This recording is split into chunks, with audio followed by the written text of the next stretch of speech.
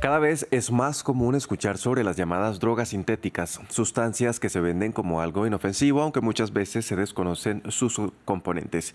En nuestro Viernes de Salud analizamos los efectos que pueden tener para el cuerpo y la mente y por ello saludamos a esta hora a la doctora Linet Alarcón Franco. Ella es médica neurotoxicóloga y neurofarmacóloga, además profesora de la Universidad Cooperativa de Colombia. Doctora, bienvenida a France 24. Un saludo para todos, para todas y un saludo para ti, Andrés. Gracias, doctora. Primero que de todo, ¿qué podemos entender exactamente por drogas sintéticas y en qué se diferencian de sustancias psicoactivas como la marihuana o la cocaína, por ejemplo? Bueno, entonces las drogas sintéticas son drogas que se producen en un laboratorio. Puede ser una cocina, digamos, muy rudimentaria o puede ser un laboratorio un poquito más robusto, más prolijo. Y se diferencian de la cocaína y de la marihuana. Digamos que la marihuana es natural cuando viene en su forma silvestre o salvaje, que no ha sido modificada sus semillas, porque ya ahí empezamos a hablar de ya unas formas un poco artificiales de marihuana, y la cocaína realmente no es natural como tal. La cocaína es un extracto de una planta de la hoja de coca, pero ha sido manipulada por el hombre, entonces digamos que es como semisintética. Ahora, ¿cuáles son estas principales drogas sintéticas que conocemos o que se venden regularmente en el mercado? Bueno, el mercado de las drogas sintéticas es un mercado creciente tan impresionante que se han reportado años enteros en los que aparecen hasta 680 nuevas sustancias. ¿Por qué se da esto? Se da una producción de estas drogas a gran escala porque se pueden producir en un laboratorio, no se necesitan procesos naturales de siembra, cultivo, sol, sino que se pueden producir en laboratorios de manera pequeña, incluso no tienen que ser muy grandes, a escondidas y se pueden poner a circular con múltiples cantidades de nombres. Digamos que las drogas sintéticas se han producido inicialmente no siempre para que sean drogas, sino que se han producido inicialmente como buscando soluciones en salud mental, en neurología, y de pronto no han sido autorizadas por la FDA, que es la Agencia Reguladora de los Estados Unidos, o por la EMA, que es la Agencia Reguladora Europea, y han salido como al mercado negro esa formulación y se ha empezado a producir de manera a escala para otros fines, que digamos que ese es el significado de la palabra un poco droga, que es una sustancia que no tiene un objetivo terapéutico claro. Bien, ya entrando en materia de la salud, doctora, ¿cuáles son los efectos concretos que este tipo de sustancias pueden causar en nuestro cuerpo y en nuestra mente a corto y a largo plazo? Bueno, entonces, a ver, cuando uno compara las drogas sintéticas frente a las drogas naturales, todas las drogas tienen como un perfil de riesgo, ¿cierto? La única manera de uno no arriesgarse o no sufrir o no tener ningún daño con una sustancia o con una droga o con un fármaco incluso es el hecho de no exponerse a ellas, ¿cierto? Ese sería. Pero seamos sinceros, los seres humanos, incluso los animales, se drogan. Y se drogan desde que existe la humanidad. Entonces, es muy difícil que la gente se deje de drogar, pero el hecho de que existan drogas sintéticas empeora el panorama porque las drogas sintéticas, como son extractos, usualmente son muchas veces son más potentes o como son creadas para tener potencias exageradas, el ser humano casi siempre que entra en contacto con estas drogas, no todas las drogas sintéticas, porque podemos hablar de varios diferentes tipos de drogas sintéticas que son mucho más graves o más peligrosas que otras, pues van a tener daños. Los daños son principalmente en sistema nervioso, y cuando yo hablo de sistema nervioso no hablo solamente de cerebro, uno solo piensa como en el cerebro, la mente, el comportamiento, el movimiento, no. El sistema nervioso está desde aquí, desde la puntica de la coronilla hasta los dedos, entonces vamos a tener problemas también a nivel hepáticos, también a nivel digestivos, gástricos, nivel visual, a nivel de comportamiento, a nivel de aprendizaje.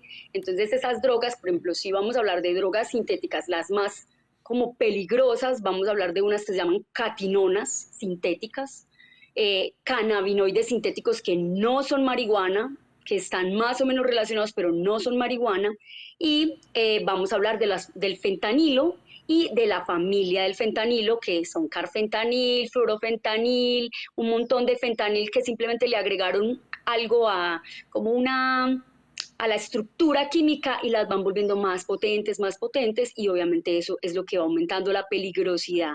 Podemos tener muchos problemas cardiovasculares a nivel de arritmias cardíacas súbitas, podemos tener problemas renales también y la muerte subyace usualmente en sobredosis. Doctora, ¿qué se puede decir del proceso de adicción a estas sustancias? ¿Funciona de forma diferente respecto a otras drogas? Sí, desafortunadamente sí. Digamos que como son producidas comercialmente, tienen una intencionalidad, digamos, de enganchar con rapidez a la persona que las consume. Entonces, muchas de estas sustancias fueron hechas, como le decía, como medicamentos y que cuando las utilizamos como medicamentos, yo creo que en Latinoamérica mucha gente no sabe, de pronto es posible que no tengan información, que nosotros realmente usamos fentanilo en nuestras unidades de cuidado intensivo y digamos que bien manejado por un intensivista, un especialista en el manejo, todos los pacientes que están en cuidado intensivo usan fentanilo porque requieren una analgesia poderosa y una sedación poderosa durante el tiempo que están ahí, incluso bebés recién nacidos. Pero cuando esto empieza a producirse en las calles, aparece un problema adicional que son los cortantes, que son los contaminantes o adulterantes que se le ponen a estas drogas que empeoran el problema adicional del daño que empieza a producir. Y como tal, por ejemplo, el fentanilo tiene una especificidad por el receptor que se pega ya en nuestro cuerpo, que genera unas adicciones y una dependencia ultra rápida mayor a sus, digamos, congéneres que no son sintéticos sino naturales como la heroína, como la morfina, como la nicotina, que son otras sustancias que la mayoría son de origen natural y no producen una adicción tan acelerada como podría producirle el fentanilo. Doctora, usted mencionaba hace un momento los efectos de este tipo de drogas. Cuando se consumen, ¿cómo se puede identificar una intoxicación en curso? Bueno, entonces va a depender el tipo de sustancia, ¿cierto? Digamos que en este momento las que más producen sobredosis e intoxicación aguda son toda la familia de los fentanilos, que las hemos visto pues en las calles, esa persona que se ve como doblada, que se ve como caída, como entre despierta y dormida. Tenemos también la metanfetamina, que como tal produce un cuadro totalmente diferente a este, sino que es agitación, agresividad, comportamiento extraño, movimientos muy, muy raros de las manos, de la cabeza. Entonces, estas personas pueden tener intoxicaciones agudas que pueden aparecer muy rápido y vamos a ver personas también que van a tener depresión respiratoria. ¿Qué es depresión respiratoria? Que la persona deja de respirar o deja de moverse y se pone muy pálida, sobre todo lo vamos a ver con la familia de los fentanilos y dejan de respirar y ese digamos que entran en paro respiratorio. Y ya con la metanfetamina, convulsiones, principalmente los movimientos estos anormales, con salida de saliva, eso sería una intoxicación aguda grave, como más hacia sobredosis. Pero el resto del tiempo los consumidores los vamos a ver como en un estado que no es así tan exagerado, pero que claramente se les nota. Por ejemplo, los que toman estimulantes como la metanfetamina se van a ver acelerados, agitados, como combativos, gritando cosas o peleando o a veces en la fiesta, los vamos a ver como los que está como más disruptivo, el que baila más raro, el que hace cosas más extrañas. Y en cuanto a los fentanilos y estas otras familias más sedantes, pues los vamos a ver, es más como recostados en la pared, en el suelo, como en una condición como de enfermedad. Doctora, ¿qué personas o qué tipo de población son más propensa o es más propensa a sufrir este tipo de efectos que usted menciona?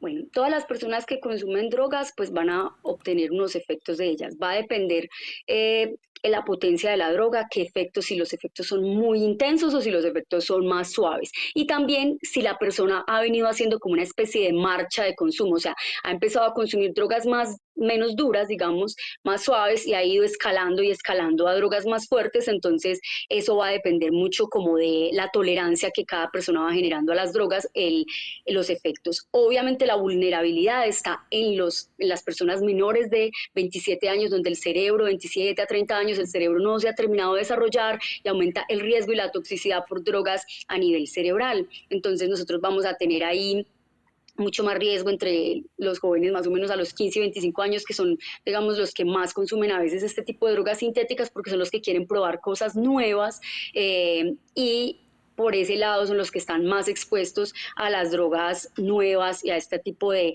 Además porque hay muchas que tienen nombres llamativos, que han sido creadas con colores llamativos para poder captar ese tipo de población que a veces tiene menos capacidad, digamos, de gestionar su placer y de decidir bien a la hora de consumir y muchas veces no tienen ni idea que están consumiendo porque estas drogas muchas veces ni siquiera es lo que dicen, sino que están adulteradas o contaminadas. Doctora, ya para finalizar, ¿cómo pueden las instituciones de salud y de educación enfrentar este fenómeno sin caer en el estigma y el miedo también? Excelente. Eso que dices es muy importante. Lo del estigma es algo muy tenaz frente a la respuesta asertiva que debemos dar. Lo primero, siempre hay algo que se llama prevención universal y la idea es tratar de evitar que los menores prueben o lleguen a su primer consumo. Entonces la información es súper importante, el conocimiento es poder. Entonces llevar información verídica, real, sin tabú, porque el problema es que cuando nosotros no llevamos información de calidad a los colegios, a las escuelas, o no hablamos con los hijos de drogas, entonces lo que va a suceder es que ellos van a encontrar la información en otros lugares llena de otras ideas o otras personas se lo van a contar, pero sin contarles todo el panorama completo. Eso por un lado. Por el otro lado existen las acciones que se llaman acciones de reducción de daño. Cuando yo ya no puedo como institucionalidad, como Estado o como personal de salud trabajar directamente con que las personas no consuman drogas, vamos es a las personas que ya consumen drogas y entramos a actividades de reducción de daño. Por ejemplo, el hecho de los que se inyectan drogas. Los que se inyectan drogas, entonces este tipo de consumidores se les crean lugares para que se inyecten drogas de forma controlada, inyección limpia que llamamos. Ese hecho de solamente esa actividad que a veces es muy mal vista en algunas sociedades más conservadoras, ayuda mucho y nos ayuda a todos porque disminuye el riesgo de infecciones, hepatitis B, hepatitis C, VIH, dignifica a la persona y ayuda a que captemos estas personas para que entren en programas de deshabituación, porque si no los conocemos y los tenemos regados en las calles y no sabemos quiénes son, no tenemos cómo acceder y ellos tampoco cómo acceder a tratamiento. Entonces, reducción de daño en cuanto, por ejemplo, al consumo de crack o bazuco, el hecho de que, por ejemplo, les digan, no, antes de consumir por la mañana, primero empiecen con una comida, intervenir otras cosas que tengan donde bañarse, donde limpiarse y de ese modo poder de pronto en algún momento encaminarse nuevamente a salir en el caso de que estemos en habitancia de calle. Una puntualidad, hay que diferenciar entre uso, consumo y ya una dependencia, ¿cierto? Hay usuarios de drogas que como tal no tienen un problema grave con las drogas y hay personas que tienen trastorno por uso de sustancias que ya Sí. genera una enfermedad. Eso hay que diferenciarlo. Entonces va a ser diferente el tratamiento para quienes usan drogas. Entonces ahí en ese sentido la idea es tenerlo en cuenta. Bien, era la doctora Linet Alarcón Franco, médica neurotoxicóloga y neurofarmacóloga. Gracias por ayudarnos a entender este tema mucho mejor. Con mucho gusto, muchas gracias por la invitación. Feliz día.